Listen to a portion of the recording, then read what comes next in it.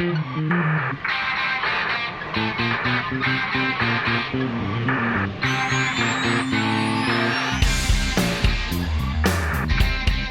at that. We're recording. At each other or at the camera? At each other, whatever works. I'll look there eventually sometimes. I'll probably like wave every so often. Real loose. Like this is all going to go into this is all going into it. Okay. Just so you know, they're all going to see all our setup right here. I think people appreciate, I think people like to see how the sausage gets made every so often. You know what I mean? I don't, because it grosses me out. Hello, friends. Welcome to the sausage's final product, I guess. Sure. I guess, is that the way to put this? I don't know, and I'm really hopeful you'll do better than that one. I really hope so, too. Hello, friends. It's Love Wrestling. It's Spencer Love. I hope you know me by this point. Joined by a man with many nicknames. Cryptid Connoisseur. Yeah. The Alien Aficionado. Yeah. Bigfoot's Best Friend. Yeah, those are the main ones. Recently, you added Registered Wedding Officiant to that title. Sure. Congratulations. It's not on the nickname shirt, but it's definitely in there. Well, draft 2. Yeah. I mean, I went through the whole alphabet, but that didn't make it. So, I've got the Dogman Detective and the Flat Earth Fanboy, and the list goes on and on. You can literally buy the shirt with all the names. Dog Earth? Is that what you said there? The Dog Earth Detective? It is, but it's not what I meant. Oh, God. I was so confused for a second. That sounds like that doesn't sound like a... Detective, which, like, the Dogman's similar to... Well, it's seen in the similar areas as Bigfoot. Okay. Except more... how do I explain that? I say that, and then I'm like, no, that's wrong. The Dogman is more like more Michigan, more cornfields, that kind of stuff, whereas Bigfoot likes trees and hills and mountains, that kind of stuff. I'm going to learn so much about cryptids and who's it's and what's it's galore today. I'm so excited, man. But I guess we'll start there before we start with the wrestling. Like, what got you so into the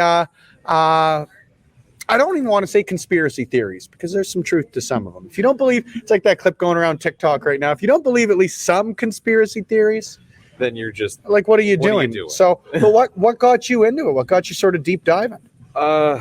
It was the kind of shows like the Destination Truth, Ghost Hunters, that kind of the fun trash TV stuff. Yeah. And then I started deep diving, and I thought like, oh, I'm a weirdo if I do this. And then it really started peaking when Moxley was on Chris Jericho's podcast and talked about aliens and Bigfoot and how he was super into that. And I was like, well, if Mox is into it, like, then I can be cool and into it.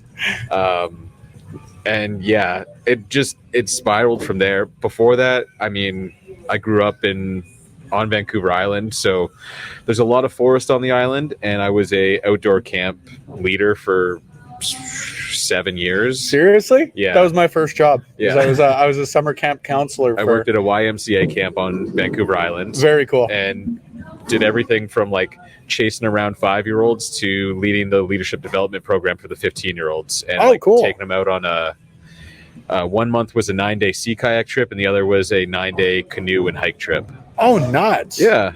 Like sea kayak, like just go deep out, or...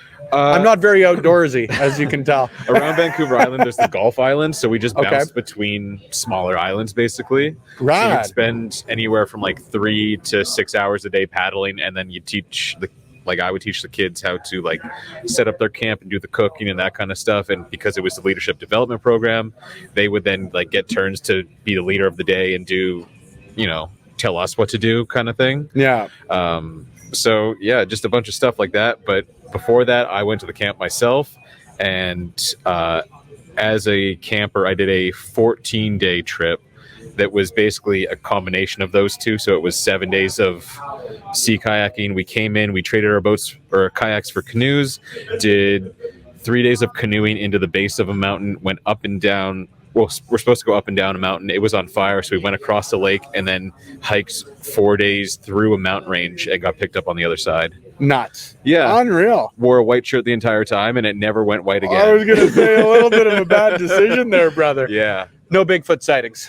No Bigfoot sightings, a lot of wasps, and a lot of, like, you hear... you said I could swear. You hear shit that you can't quite explain out there. Yeah. So a lot of that led to my love of Bigfoot. Yeah. Yeah. Well, And now you're best friends. I mean, it obviously played off well. The love is reciprocal, so to speak. Exactly. Now he lives in my suitcase. Now, why has nobody ever been able to get a clear picture? That's the question I'd want to ask on that end. There's the word that's escaping me right now, but tigers also have it where they have like an electromagnetic pulse, basically, that they can send out and make people sick. Yeah. It's not sonar. It's something similar to that, though. And I think Bigfoot also has that, but it also messes with your cameras and stuff. So if Bigfoot knows that you're there, he can probably sense both through the electromagnetic fields of a person and your electronics, and send something out to distract your electronics and or yourself. Lions and tigers and Bigfoot. So now we're getting everything on the podcast. So let's get a little bit of wrestling. So if we from have Vancouver Island. Yep. Did you start wrestling out in Vancouver Island? I know you're real well traveled. You're about to be real well traveled. We'll get into that in a bit. But, yeah. So I originally trained at Lance Storms in Calgary. Okay. Before that, I randomly won a trip through NOS, the energy drink. And so they took me over to a WWE show, and then I did a day of training in Vancouver before I was ever trained. Unreal. Yeah, just random stuff. So were you in there with superstars, anything like that? I was just at the WWE show. Okay. And then I went and trained with the name that I sent out the most to me right now is Bishop in Vancouver, and Shreds, and there was a few other guys who aren't wrestling anymore, but yeah, I got to get in the ring, and they went over a bunch of stuff, and first day ever stepping into a ring, I got to body slam Bishop.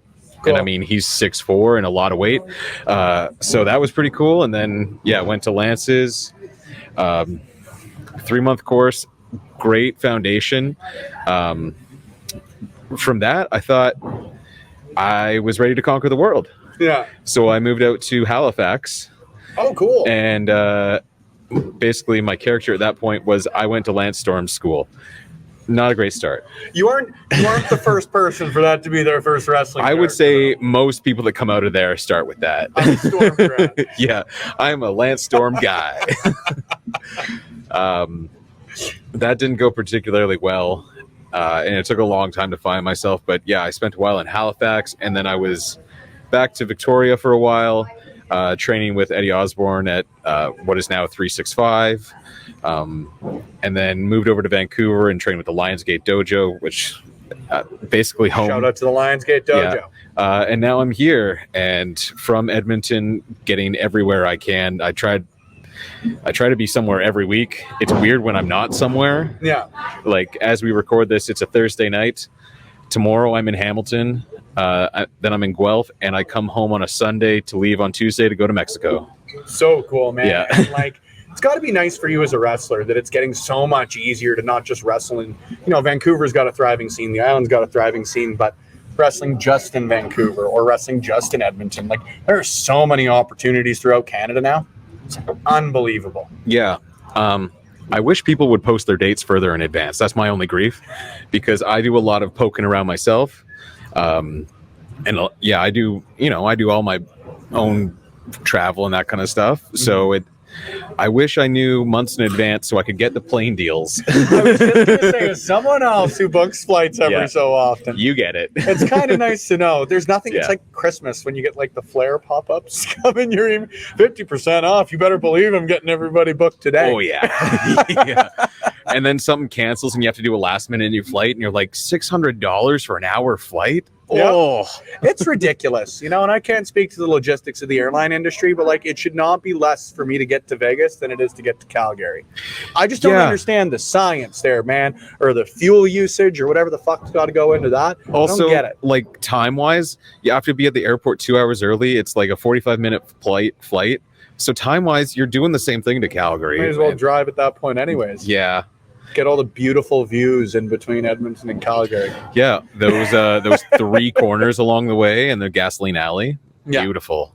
So when did you start? Sorry, just to get back to it. Yeah. You said you went to the WWE show, the one-day camp. Yeah. When did you really start training? When was that? When was sort of the origin of Eli Surge, I guess? It was the end of 2015. Okay, so you've seen a lot of change in the Canadian wrestling scene. Yeah. Vancouver, even, you look just 2018-19 up until now. Yeah. Seems entirely changed out there. It sure has. I've also had a lot of stumbling blocks on the way, like going out to Halifax. It felt difficult to break in there, maybe because I was the new guy without any experience, maybe because they, there could be a lot of reasons. Yeah. So I only got a couple matches in the 6 months I lived out there. So it felt strange to come from like everyday wrestling or wrestling training and then wrestling on the weekends for one of the other companies here in Alberta. Yeah. To go out there and just not have anything. So that felt like a speed bump. And then 2018 was again, I'm rambling. I forget what your question was, but we'll get back to it. That's what we're here for, man. I think this is the kind of brain that links into conspiracies the best. You just find a point, you keep going down and down and down. The YouTube wormholes. Yeah. Exactly. My brain is a YouTube wormhole. So yeah, 2018, I had the busiest year I'd ever had. I had 96 matches in the year. Oh, wow. Was striving for 100, didn't get there. So that's still a goal to get 100 in the year. And then 2019, it felt like I was really getting momentum. Like I wrestled Psychosis at the beginning of 2019. Right. It felt I was going good. And then I got a dog disease in the middle of 2019, which put me in the hospital for a couple weeks, and I lost the ability to walk for a while, and that sucked. So that was stumbling. What? Yeah. I think That's just a casual little, because like I watched you out here, man. Like you're athletic as hell. It ain't like you ain't jumping off the top rope at this point. Going from that or going to that from not being able to walk is a bit of a a jump. No pun intended. Yeah, it's a little different. I had what happened, if you don't mind me asking? So I got a thing called Streptococcus canis, which is a mouthful. I was going to say. Yeah. And basically, like I came off a 3-show weekend, and of course felt beat up. Yeah. Went back to the shoot job and left there on a Monday. Went home, was like, I'll have a nap. Woke up and basically couldn't walk because I was in so much pain. Oh my god. So, being the smart man that I am, decided I don't need to go to the hospital. I'll try to suffer through this. Get the Advil.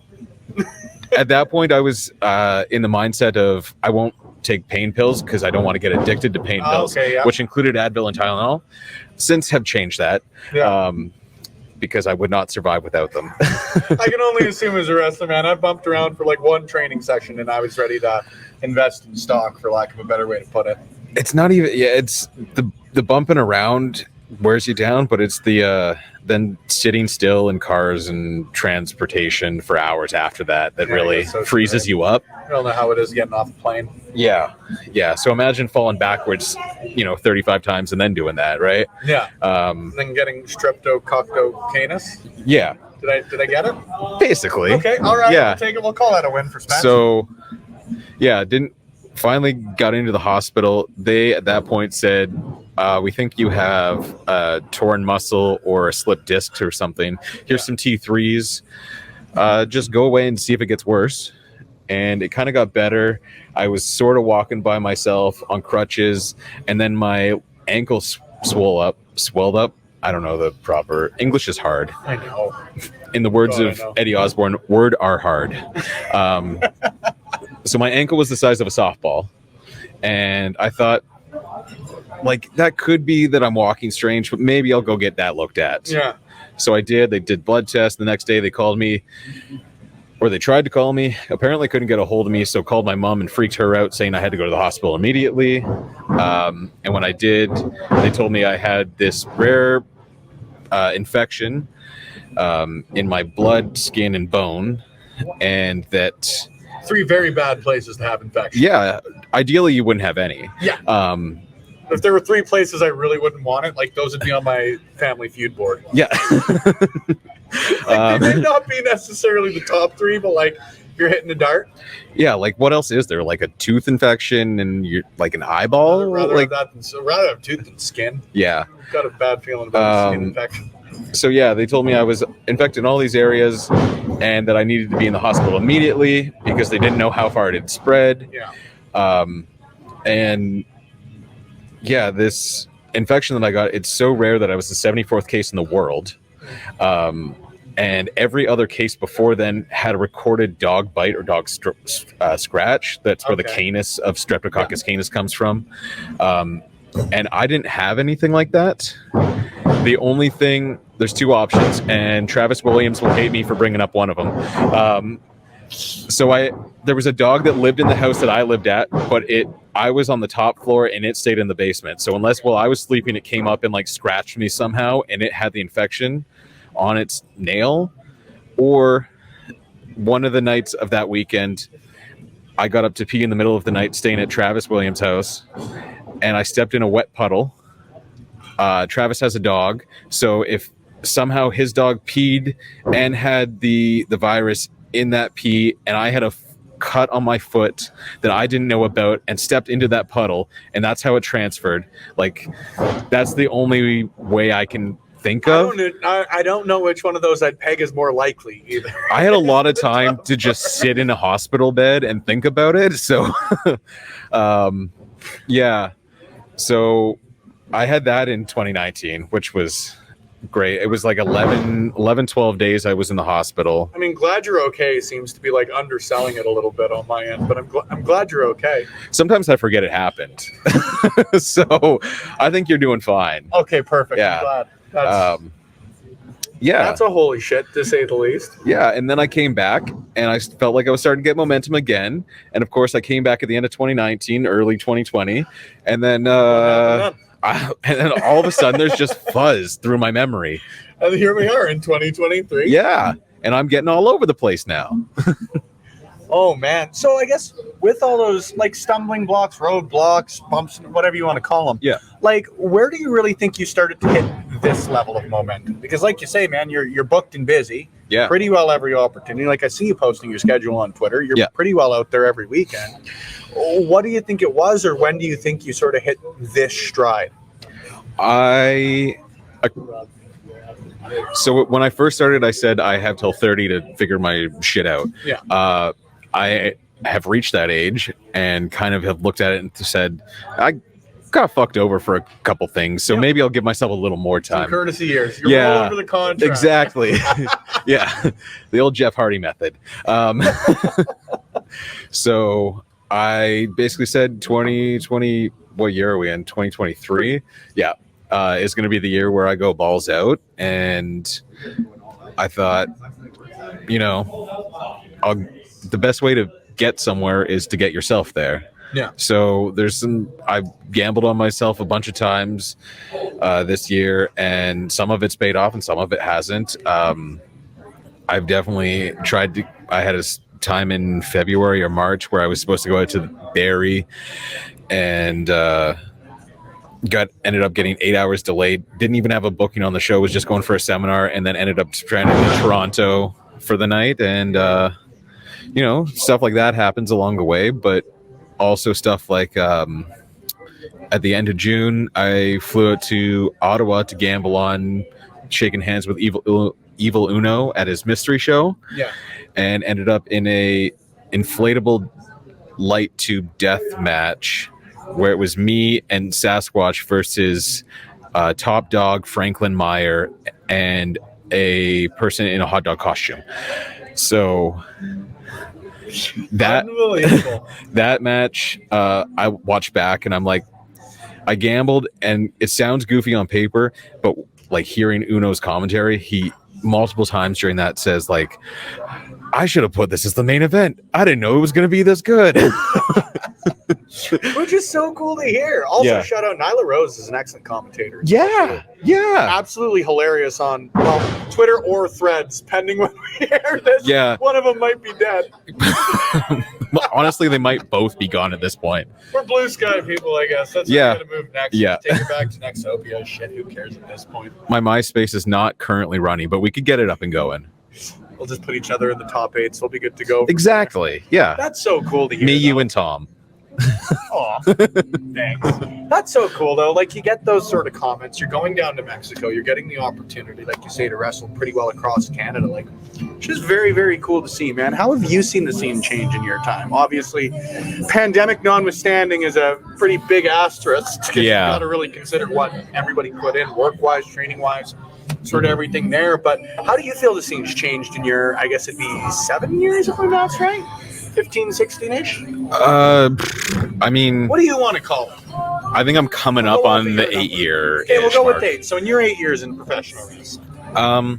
I've seen a lot more positivity come into the scene. So as I say that, a sad Taylor Swift song plays in the back. I really hope Yeah. Sorry, we can't monetize your interview. Yeah. Taylor's version was in the back. I've seen a lot more positivity, and I've seen the negative that was around kind of pushed out. So there's a lot of people who were, you could say, pillars and scenes around. I don't need to be specific, but through either their own doing or circumstances that they chose to be involved with have now kind of been pushed to the outskirts. And I think that has opened up a door for more positive and how do I say wrestling's it? a better place. Yeah, it's much less carny. Yeah. So it's nice to be around that because, yeah, when I started, it was a lot of, now we kind of like play into the brother kind of thing. I was going to say, we're going to close this one out with the world's softest handshake. Yeah. But like when I started, that was still a thing that people did. They'd come up and you'd have to do the soft handshake. And then all of a sudden, like in the past few years, like meeting people who are actually like have gone places, they're so much more willing to talk, and they're not given like the stiff brother handshake. Yeah. So I don't know, just it's a lot more positive to be around, and it makes you feel better when you go home. Yeah. And like, I mean, to toot your horn a little bit, Love Pro is a big proponent of that, and has like I think really helped the Alberta scene get seen outside of Alberta. Thank you. Yeah. Appreciate that. It's always sort of been the goal. There's so many, and I know I'm preaching to the choir on this because you've been out here, you've seen the Vancouver scene, but like there are so many talented people out here that not are just talented, but such good people that you think deserve the opportunities that maybe a Twitch stream or some quality training in the case of the Lions Gate and everything in between adds a lot, adds a real lot. Yeah. Have you enjoyed Edmonton? It's been about a year since you've been out here, correct? Yeah. Have you checked out the mall? All I've done is check out the mall. Anytime anyone comes here, they're like, we got to go to the mall. So man, the amount of times I've dropped them off there when they fly in morning of, it's yeah. In all fairness, like if you haven't seen it before, I do understand. It's neat. It's neat. And then you see it for the 5th time in a month, and you're like, good. I might as well just hang out near the boat and get a cinnamon bun. Like go to the Cineziao or however you say it. Every time I'm there, I also get closer to going to the shooting range. I don't know. Now that I've been there often enough, I want to get one of those old timey photos. I've never been able to get anybody to like take me up on getting one with me. Yeah. But that is a quest that I will continue to push. We don't even need to wait for you to fly in anymore. Yeah. Well, we might actually. You've got an excursion going on. Well, okay, I'm gone for a little bit, but so we can't get one in August. Let's talk about September, though. We'll figure September. We could probably do something in September. Figure September out. Yeah, make that happen. Yeah. Excursion. So you're going back to Mexico, correct? Yeah. You've been down there for training and shows and all of that sort of stuff. I spent 2 months down there in 2021. Years are hard at this point, so I'm trying to remember them. But I failed 2 math courses in my life, okay, and they weren't hard math courses. So. The only course I got an A+ in college was career algebra. This is the second time this has come up today on my end, but I got 164% in grade 8 computer class. And how that happened, I couldn't even begin to explain to you. I was going to say, did you hack the computer to give yourself shout that? Out to Rob Graves, my band teacher, too. He gave me a real good grade. I'm good at it. I'm a very good typist. Yeah.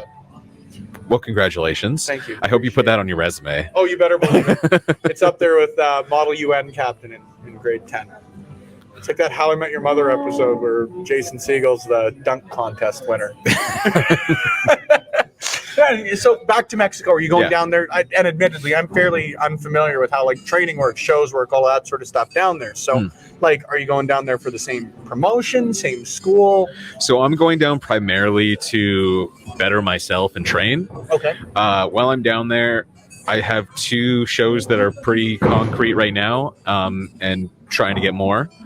But primarily the reason is to go down and shake babies and kiss hands. And then, it's another thing to put on the resume, right? Like, why would I not try to make my brand more appealing? And I think that's a tool that I can use to do that. Yeah. So, well, like, you seem to be fairly lucha influenced as far as your wrestling goes. Yeah, when anyone asks like what I do, I try to say I do tinfoil hats and then a little lucha thing. I don't know.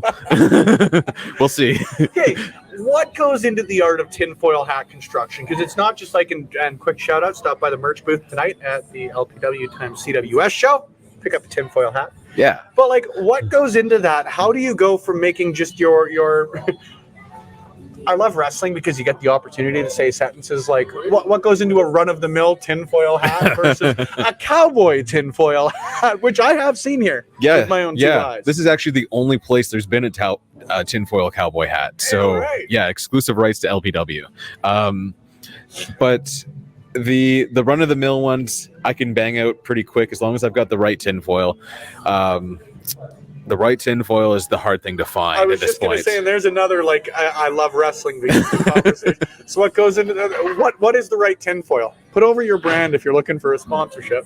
Honestly, I've tried everything that I've come across, and the Dollarama $3 roll, I don't know why, it just seems to work the best. All right. I think it's because it's stubbornly dumb and tough. And doesn't need to be as thick as it is. Whereas I get the thin Reynolds stuff and they're like, oh, you get all this extra footage, but then it's super thin, and I don't know. It's almost like opaque tinfoil stuff. Yeah. I like I said, I've tried a bunch, and yeah, the cheap roll at Dollarama is what turns out the best product. What sparked the cryptid connoisseur? So that goes back to the dog disease, actually. Okay. Yeah. Right. It's serendipitous. So right before I got the dog disease, there was a show running at the Commodore Ballroom, and my 3 best friends, Travis Williams, Judas Icarus, and Elliot Tyler, they were all in a match with a fly-in talent. Yeah. And I thought I should be in that match too. So I started pointing out like the conspiracies and the weirdness behind how their names lined up and the dates and where the planets and the suns would be on that date that they're going to be there, and going into why adding a 5th person to the match would actually make the most sense. So it started kind of like that, and then I started putting a little bit of like conspiracy stuff into it. And then I got the dog disease, and it was the government trying to take me down, I think. That's a sentence. I'm sorry to keep it going, but it's not one you hear every day. No, it's not. So yeah, that's the man trying to hold me down. And well, in the hospital bed, I cut a promo from there about how I should be in the match. And then with COVID, there's a lot of conspiracy stuff around that, a lot of it being very polarizing. And I thought, if I'm going to continue with the conspiracy stuff, to be polarizing is fun, but polarizing to be polarizing is not. Yeah. So that led me towards more of the Bigfoot and the cryptid kind of stuff. Yeah, I could go into COVID conspiracies and a bunch of that kind of stuff, but why segregate an audience that's already niche at that point? And like, I'm a niche in a niche. So I thought, let's stick to one that, doesn't divide people. We can have a silly goose time, put a tinfoil hat on someone. They'll see the truth. We don't have to know what the truth is. It's their own personal truth. And sometimes Bigfoot will show up. I love this sport that we got involved in, my friend. I really, really love this sport. Very excited for you to make your Clandestine Wrestling Society debut today. Mm-hmm. I'm upset you're not going to be here tomorrow, to be honest with you. Mostly because I'm very excited to see Travis's reaction when I show him the clip about how you got dog disease from. Oh, damn it.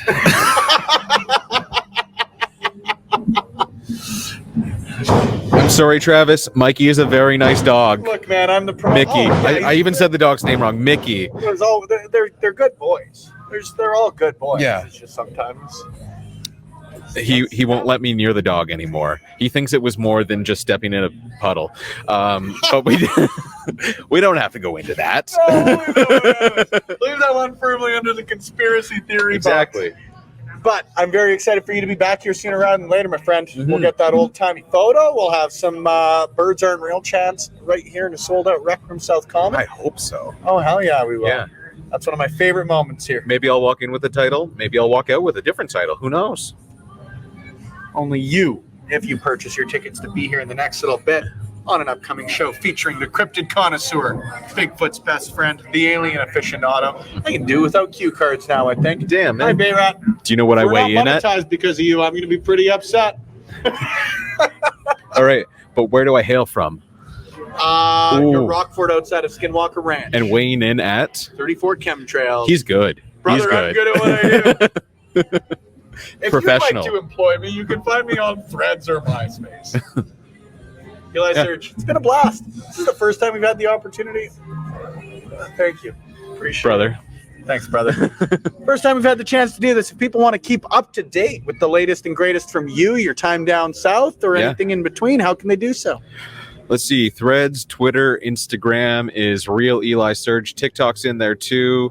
YouTube Eli Surge, Facebook Eli Surge. If you send me a friend request, I probably will look at it and forget that you sent it. So the other, Instagram, Twitter is probably the best way to keep up with the keeping up. I'm guilty on that on Facebook too, though. I'll think about it. Yeah.